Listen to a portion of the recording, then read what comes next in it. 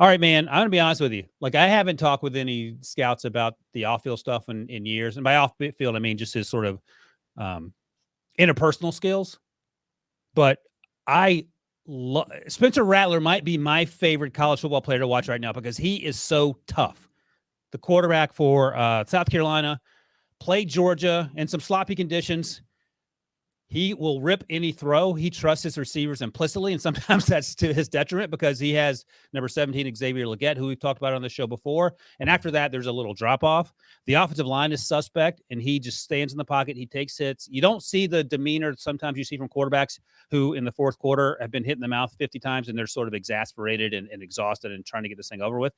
I feel like he takes on every challenge that comes his way. You see him here in this still that Devo just put up on YouTube. He's about to get popped in the mouth once again.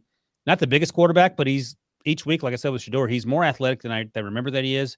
He has the arm strength to squeeze in the tight windows. And I'm just impressed with, to use an old person term that you'll appreciate, his moxie. Like, he has grit. Now, again, I know he left Oklahoma and there were reports that he wasn't a great teammate. I don't know if that's changed. I feel like it has, just watching him, having no inside information. Where are you on Spencer Rattler? Because I've been impressed with what he's done this season. Yeah, the senior citizens that I play against in pickleball say that I have some moxie on the pickleball court. Man, you're calling these guys out. Are they 100? Very good term. We'll have to implement that. I'll have to implement that into my reports. There you go. Moxie. This kid is I didn't like him last year when we broke him down. Yeah.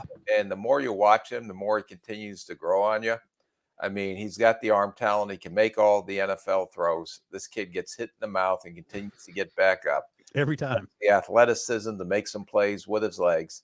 I still questioned a little bit at the end of the game some of his decision-making. I know it was 3rd and 20.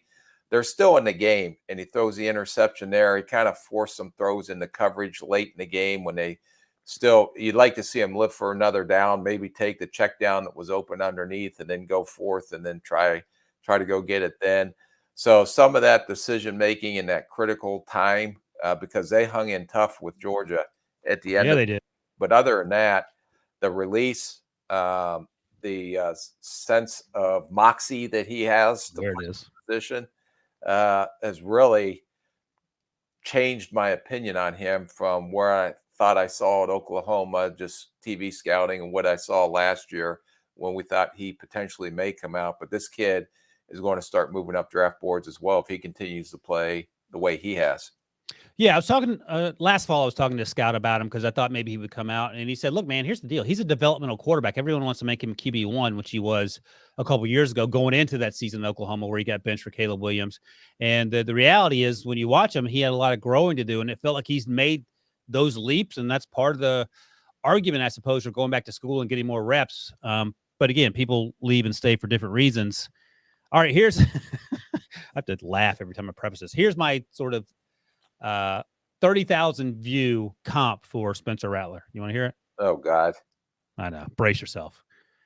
Coming out of school, not now. So go back in your time machine. Coming out of school, I see versions of the athleticism and arm strength of Zach Wilson. What do you think? But I also see the poor decision making sometimes. Yeah. Zach Wilson has too. So is that a cautionary tale then? It's cautionary. I mean, it's not that bad. I was expecting worse from you. Yeah, me too. I'll be honest. So, progress. Yeah. Much like Spencer Rattler, I've gotten better. Yeah. All right. So I'm going to double down and throw something else at you. Spencer Rattler, right now, I have a late day 2 grade. I'd agree with that. I think it's way into the Friday conversation as Look of at that, today. Rick is so tired. He's just agreeing with me on things. Yeah, it can go back to Saturday real quick. Right. See him make cleaner decisions at the end of games. Let me ask you this. So what if you're sitting in a meeting and the pushback you get from the area scout or whomever you're in the room with says, yeah, but that game was on the line. They had to make plays there, and he's not going to win by checking it down with 2 minutes to go. I understand that, but I also understand there were some opportunities to complete some balls to keep the drive alive, and who knows what happens. Okay. So it's like you're almost trying to force the situation too early when you didn't have to. Yeah, no, I get it. And again, I mentioned him briefly, and we'll at some point cover him more extensively. But Xavier Legette continues to pop as just a big target who makes plays, contested catch guy. I don't know how fast he is. We'll find out. But whenever the ball's in his area, he seems to come down with it more times than not. I'm a pop on Spencer. Where are you?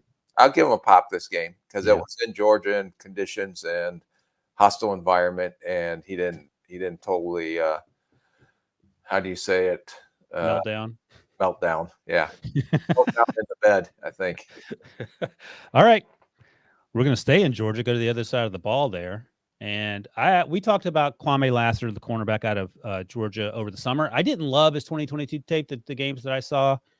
I was impressed with the way he played in this game. Didn't get a ton of targets. He's long. He's physical. He plays mostly outside. I was really impressed with his run support and his ability to hit and run through wide receivers once they caught the ball. And it looks like he can run straight line, and his change of direction was pretty good for his size. See, okay, you can talk about that, but I didn't see a lot of opportunities to run straight line. And I thought the ones that I did, I was like, okay, he's at least trying to stay in phase. So how did you feel about Kamari Lassiter's performance? He had 2.5 tackles for loss on the stat sheet.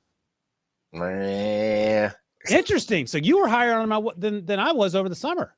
No, I will say this: he is a big physical corner. I think he's a zone corner rather than a man corner. Why do you say that? Just because I don't think he's going to run fast enough. Okay. He has some issues, and especially when he gets in a foot race. I think he got beat across the field one time in a foot race. I love the physicality of his game. I do think he has some ball skills. He had 2 PBUs in this game, but I questioned his speed, especially if he gets in a foot race. Interesting. Okay, good. The one thing that I did see, and it was the field conditions, though, but he slipped a lot out of his transition closing back. Yeah. Times, and that is just balance and knowing what the conditions are on the field and how you can control that a little bit better. But I wouldn't be surprised. I'm going to say he's a corner first, but because of the way he hits and the way interesting, his ball skills, that some may look at him as a potential safety if he doesn't run fast enough. Okay, and when you say fast enough, so if he runs a 4.55, what does that tell you? That's going to be, if he's going to have a tough time, versus the speed of these receivers. Like, a tease would be like, what if he was on Mims from Denver? Well, that's a wrap. I mean, yeah, or Tyreek Hill or some of these other guys that can go. All right, well, I'm going to throw this back in your face because we have this conversation what feels like once a week now. Brian Branch ran a 4.58. He should have been a first-round pick. So, yeah, but Brian Branch played faster on tape. What I've seen so far. In this. Okay, fair enough. Well, 2 other questions. So back in your face. Jeez, what'd you say? Back in my face. he reversed block shotted me, Debo.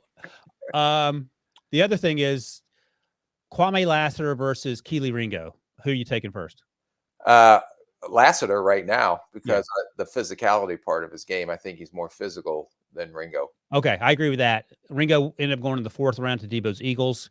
I had Kwame right now as a day 2 guy, possibly. Yes. Yeah. No, he's a Friday talent, I would say. Okay. All right, we're on the same page. I'm also. Let's see where you come down on this. I'm going to pop him. I liked what he did, I would give him a pop because you're all excited about the 2 big hits that he had.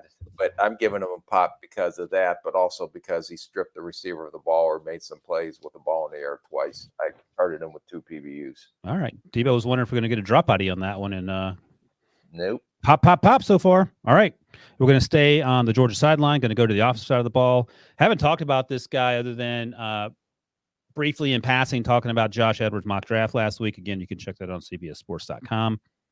Brock Bowers, tight end 1 at the end of last season. Going into this draft class, remains tight end 1. I don't know what would have to happen for that to change. And he looks like he is a much better blocker this season than he had been previously. I was impressed. And they lined him up. My fine feather friend. You actually were observant on that. That was one of my critical notes here. And it felt like they're lining up more in line as well because of that. The thing about him, no question about the athleticism, and that shows up after the catch because they throw him screens, and you got to almost double check to make sure it's not a receiver. Yeah, they're throwing tunnel screens to the tight end. Yeah, but his run after catch skills are unique. His athleticism is unique. I thought he would have been great to see him make that catch. It was like from the slot, he kind of faded out and Yeah. thrown behind him, but he almost went up and made a great one-handed catch. But the thing that I didn't like as much last year that I think he's trying to prove is that he's more than just a receiving tight end. Mm-hmm. And watching him block this game, he's not going to be a guy that's going to drive a defensive end 40 yards down the field, but his grit, his toughness, his willingness to try to at least get in there and scrap. Moxie. He's trying to prove a point. We're going to end that Moxie thing after this podcast. You've already used all the Moxie you can use. All right. We're done with the Moxie moratorium. Go ahead. But I think he's trying to prove to everybody that I am more than just a pass catching tight end, because you saw the Musgraves last year, the Kincaids. Okay, they weren't blockers. This kid's trying to prove that I'm better than them, not only from a receiving standpoint, but also that I'm not afraid to throw my bag of bones in there and get dirty work as well. And you mentioned that I don't know what the route was it inside fade or whatever, that just went off his fingertips. But the fact that he was able to stack the defensive back like he was Marvin, like he was running routes as a wide receiver, that's what gets your attention. And you talk about the blocking obviously is important, but and maybe he ends up lining up more in line than we would otherwise imagine. But does that affect his draft stock, you think? Just because he blocks, he's more willing blocker and he's gotten better at it? Does that? No, I just think that's proven that he's a good football player. Yeah, no, I agree with that. More than one-dimensional. 7 catches for 54 yards. Didn't really flash in the sense that he made a spectacular play that we've seen before. But I think the added elements of his game, including blocking, are certainly something to keep an eye on. And, it's fun to watch. So I popped him. Pop. Do you want to have a comp for him? I don't want to tell you my comp for him. Go ahead. I didn't have a comp for Kamari Lassiter. We'll get around to that. He's so I said Brock Bowers. You're gonna hate it so much. Is a more athletic TJ Hawkinson. Well, he doesn't hate it. No, I'm not hating it. I'm not hating it today. I don't know where my hate is. I know you're getting soft in your old age. Yeah. Lassiter, all right. To me, I would say is a little bit like. If you want to throw a comp as I go through my Rolodex thinking about this, since this wasn't part of the homework assignment. Yeah. Who's the safety at Denver that played corner at Alabama? They just got Kareem Jackson. Yeah. That's your Kamari Lassiter comp? Yeah. By the way, Kareem Jackson in back-to-back weeks is taking guys out. Jacoby Myers in week 1, and then that cheap shot on who did he hit last week? Tight end. Yeah, in the end zone. That was. Jeez, I don't know what that's all about. That was a launch. Yeah, I mean, come on, he's going to get suspended. I think. Yeah, had to guess. Fine. Do you have a Brock Bowers comp? Or are you okay with more athletic TJ? That's fine. It's early in the process. It is early in the process.